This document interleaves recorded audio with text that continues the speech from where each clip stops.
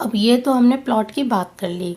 अब बात करते हैं कि अगर आपके पास मान लीजिए जब पूरा एक प्लॉट है, तब आप और इसी तरह का बना हुआ है, तब आप यहाँ पर क्या क्या किस तरह से चीज़ों का निर्माण करेंगे।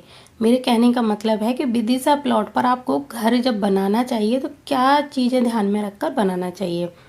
तो जब आपका विदिशा प्लॉट बिल्कुल इस तरह से हो, तब ये वाला कोना जो आ रहा है नॉर्थ में, तो यहाँ आप तिजोरी रख सकते हैं, बैठक रूम बना सकते हैं अपना, ठीक है। और इसको बिल्कुल खाली ही रखना है, ज़्यादा यहाँ पर कुछ ऐसी चीज़ें अलमारी वगैरह नहीं रखनी है कि इसको भारी आप कर दोगे तो ये दूषित हो जाएगा, ये वास्तु दोष क्रिएट करेगा। ऐसे ही नॉर्थ ईस्ट ये ईशान कोण है, या पूजा घर बनाना है, बैठक बनाना है, पानी का कोई ज़मीन के अंदर टैंक बना सकते हैं, पढ़ाई का कमरा बना सकते हैं। इसी तरह आपकी ये पूर्व दिशा में आप रसोई घर बना सकते हैं, बच्चों का कमरा बना सकते हैं, यहाँ पर बाथरूम भी बनाया जा सकता है, और दूसरा यहाँ पे अतिथि कक्ष भी बना सकते हैं। अब आगे चलते हैं हम साउथ ईस्ट की तरफ। यहाँ पर भी आप रसोई घर बना सकते हैं, बिजली का मीटर वगैरह लगा सकते हैं, बिजली के उपकरण यहाँ पे आराम से रख सकते हैं।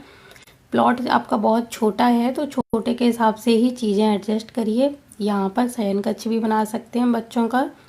और जो बच्चे बहुत ही ज़्यादा शाई प्रकृति के होते हैं ना, बहुत शर्माते हैं, बोलने में झिझकते हैं, तो उनका यहाँ पर कमरा बनाइए, बहुत जल्दी अच्छे रिजल्ट आपको देखने को मिलेंगे, ठीक है। यहाँ पर आप सोने का कमरा बच्चों का बना दीजिए, जो बच्चे बहुत शर्माते हैं। इसी तरह साउथ की तरफ चलते हैं। यहाँ पर आप शयन कक्ष बना सकते हैं, भंडार कक्ष बना सकते हैं, मनोरंजन का हॉल बना सकते हैं, यानी आपके पास कुछ ऐसी चीज़ें हैं जो आपको बहुत ही ज़्यादा मानसिक शांति देती हैं, वो चीज़ें यहाँ रख सकते हैं, म्यूजिक सिस्टम वगैरह। साउथ वेस्ट की तरफ आपको अपना शयन कक्ष बनाना चाहिए, सीढ़ियाँ भी आप यहाँ पर बना सकते हैं, भंडार यानी स्टोर गृह भी यहाँ पर आप बना सकते हैं, स्टोर रूम, किसी भी चीज़ का कबाड़ा नहीं रखना है। स्टोर रूम का मतलब स्टोर रूम होता है, कुछ चीज़ें स्टोर करनी है, ऐसा कबाड़ा नहीं रखना है जो जीवन भर यहीं पर पड़ा रहे, जिसका कोई कभी यूज हो ही ना। इससे राहु बहुत ज़्यादा सक्रिय हो जाता है, इस बात का ध्यान रखें। अब हम जाते हैं पश्चिम की तरफ। यहाँ पर भी आप सीढ़ी बना सकते हैं, यहाँ पर ओवरहेड जो पानी का टैंक है छत के ऊपर वो लगा सकते हैं। बच्चों का पढ़ाई का कमरा बनाने के लिए ये दिशा सबसे अच्छी बताई गई है। यहाँ बैठ के जब बच्चे पढ़ें उनका फेस यहाँ पर होना चाहिए, ये जिससे कि इन्हें बहुत ही अच्छी पूर्व दिशा की सकारात्मक ऊर्जा प्राप्त हो। तो बच्चों का पढ़ाई का कमरा बहुत अच्छा होता है, बच्चों का कमरा भी हमेशा पश्चिम दिशा में बनाना चाहिए। सीढ़ी बना सकते हैं, पानी का टैंक यहाँ पर बना सकते हैं इस एरिया में। बस ये ध्यान रखें कि अगर बच्चों का आपने बेड इस एरिया में जहाँ पर भी डाला है उसके जस्ट ऊपर पानी की टंकी नहीं आनी चाहिए। अगर आपका बेड इधर पड़ा हुआ है तो पानी की टंकी थोड़ा इस तरफ या इस तरफ रखें, बेड के जस्ट ऊपर नहीं होनी चाहिए किसी भी कमरे में, इस बात का हमेशा ध्यान रखें। वायव्य कोण की तरफ यहाँ पर आप अन्न का भी भंडार रख सकते हैं, यहाँ पर सेप्टिक टैंक, टॉयलेट, और यहाँ पर आपका लड़कियों का कमरा भी बना सकते हैं।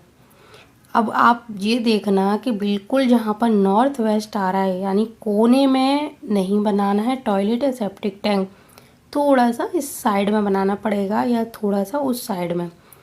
एक पद मान लीजिए, 1 से 2 पद छोड़ के आप दोनों तरफ दाएं बाएं बना सकते हैं। जहाँ बिल्कुल नॉर्थ वेस्ट आ रहा हो वहाँ पर मत बनाइए। टॉयलेट और सेप्टिक टैंक बनाने के लिए नॉर्थ वेस्ट तो बोला जाता है, लेकिन बिल्कुल कोना नहीं बोला जाता, थोड़ा हटकर बोला जाता है। जहाँ पर 2 लाइनें मिलें उस जगह पर मत बनाइए।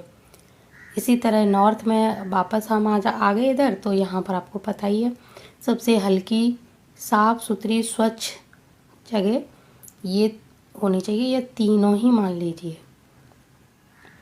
उसके बाद धीरे धीरे यहाँ से वजन डालना हमें शुरू करना है, यहाँ तक ये बिल्कुल खाली, फिर हल्का हल्का वजन बढ़ाते हुए आते हुए यहाँ तक हमें अपना वजन देना है। बस यहाँ से फिर हल्का इससे कम कर देना है, और यहाँ तो सबसे कम होना चाहिए। और ये है हमारा ब्रह्म स्थान। यहाँ घर का आंगन बनाना बहुत ही शुभ माना जाता है। तुलसी का पौधा लगाना बहुत ही शुभ माना जाता है। यहाँ पर हवन पूजा धार्मिक अनुष्ठान समय समय पर होते रहते हैं। तो क्योंकि ये ब्रह्म स्थान है, केंद्र बिंदु, यहाँ से हर समय पॉजिटिव एनर्जी निकलती रहती है और वो पूरे घर में इस तरह से फैलती जाती है। तो यहाँ अगर धार्मिक चीज़ें होती रहेंगी तो ये मान लीजिए कि यहाँ आपका ब्रह्म स्थान है और यहाँ से ये सारी पॉजिटिव एनर्जी पूरे घर में फैल रही है। तो सारे घर का वास्तु दोष दूर करती है अगर ब्रह्म स्थान को खाली रखकर यहाँ पर धार्मिक आयोजन किए जाते हैं, तुलसी का पौधा लगाया जाता है। इसी तरह छत के ऊपर भी ब्रह्म स्थान के जस्ट ऊपर आपको आकाश तत्व को भी खोलना चाहिए, जिससे कि ऊपर की धूप, हवा, सूर्य, चंद्र सबकी रोशनी यहाँ पर आती रहे। तो ये बहुत ही अच्छा घर बन के तैयार होता है। छोटा प्लॉट ही सही, चाहे आप इतना सही यहाँ पर खोल के रखिए, लेकिन खोलिए ज़रूर। इस एरिया को नीचे भी खुला रखिए और ऊपर भी खुला रखिए। यहाँ पर कभी भी गड्ढा बिल्कुल भी नहीं होना चाहिए। यहाँ कोई निर्माण नहीं होना चाहिए। यहाँ कोई टैंक, टॉयलेट, बाथरूम कुछ भी नहीं होना चाहिए। ना दीवार, ना पिलर, कुछ भी नहीं होना चाहिए। घर हमेशा इस तरह ही बनाने चाहिए कि बीच वाला हमारा जो केंद्र बिंदु है वो खाली रहे और यहाँ से इस तरह हमारा निर्माण होता रहे। घर का मुख्य द्वार आप देखेंगे कि आपको कौन सी सड़क मिल रही है, उसके हिसाब से ही आप मुख्य द्वार बनाएंगे। क्योंकि यहाँ पर मुख्य द्वार मैंने नहीं बताया, सिर्फ आपको जगह बताई है। अब आप ये देखिए आपके घर का मुख्य द्वार किस दिशा में खुलने वाला है, कौन सी दिशा आपको मिल रही है, यहाँ है कि यहाँ है, और मुख्य द्वार फिर उन्हीं दिशाओं के शुभ पद पर निकाल लीजिए। बहुत अच्छा घर बनकर तैयार होता है। मुख्य द्वार के वीडियो तो मैं बहुत बार आपको बनाकर दे चुकी हूँ कि कौन कौन से मुख्य द्वार शुभ होते हैं। हर दिशा के मुख्य द्वारों का वीडियो है मेरे चैनल पर, आप उनको देखिए और अपनी उस दिशा में वही शुभ पद को ढूंढिए जो आपको फ़ायदा देगा। हर दिशा में हमें मुख्य द्वार मिलते हैं और हर दिशा में एक शुभ द्वार ज़रूर होता है, क्योंकि हमें यहाँ पर पूरे 9 द्वार मिलते हैं और 9 में से हमारे यहाँ से मान लीजिए यहाँ तक तो कई द्वार मिल जाते हैं, लेकिन बाकी जो दिशाएं इनमें एक एक दो दो द्वार ही शुभ होते हैं। तो इसीलिए जो सबसे शुभ पद हो उसको छांटिए और वहीं पर अपने घर का द्वार निकालिए। मुख्य द्वार के वीडियो मेरे चैनल पर आपको मिल जाएंगे और जिनके बारे में मैंने पूरी डिटेल में समझाया हुआ है, आप उनको सर्च करिए। प्ले लिस्ट में जाइए हमारी में, वहाँ पर घर के मैप हो गए, घर का मुख्य द्वार हो गया और घर की मतलब सीढ़ियाँ हैं, पानी का टैंक है, इस तरह की हमारी प्ले लिस्ट बनी हुई है। आप उसमें जाइए और वहाँ पर सर्च करिए, जो भी जानकारी आपको चाहिए वहाँ आपको मिल जाएगी। प्ले लिस्ट में एक एक करके सारी जानकारी दी गई है, बिना तोड़ फोड़ के उपाय भी दिए गए हैं। तो जब आपने प्लॉट ले लिया है और उस पर घर बनाने जा रहे हैं तो इसी तरह बनाएं। और इसी तरह अगर आपका फ्लैट है, अब फ्लैट में तो बहुत ज़्यादा लोग परेशान हैं क्योंकि तोड़ फोड़ के काम होते हैं उसमें और गलत निर्माण हो जाए तो तोड़ा नहीं जा सकता फ्लैटों को, क्योंकि वो बहुत बिल्डिंगें ऊपर तक बनी होती हैं। तब क्या करेंगे, तो उसके लिए आपको चिंता करने की ज़रूरत नहीं है। एक चीज़ मैं बता दूं, जिसका सबसे नीचे ग्राउंड फ्लोर पर फ्लैट होगा उसको परेशानियां ज़्यादा आती हैं और हर फ्लोर वाइज हम जब ऊपर ऊपर ऊपर ऊपर चलते चले जाते हैं तो उतनी ही परेशानियां थोड़ी कम हो जाती हैं। लेकिन ऐसा नहीं है कि आप 20 या 50 मंजिल पर घर बनवा लें और आप परेशानियों से मुक्त हो जाएंगे, ऐसा बिल्कुल भी नहीं है। जैसे मान लीजिए कि आपका ये घर प्लॉट है, ये एक तरह से फ्लैट है और इस पर यहाँ ईशान कोण में आपने टॉयलेट बना हुआ है नीचे, तो ये नीचे वालों को सबसे ज़्यादा परेशानी देगा। इसके ऊपर वालों को परेशानी थोड़ी कम होगी, लेकिन होगी ज़रूर।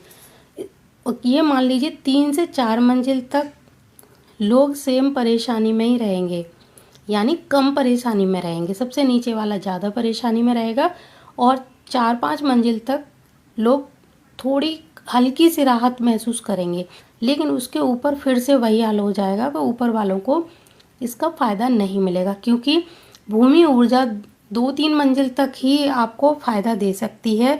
अगर वो दूषित है तो अपनी दूषित ऊर्जा देगी, अगर वो बहुत ही ज़्यादा शुभ है तो वो शुभ ऊर्जा आपको देगी।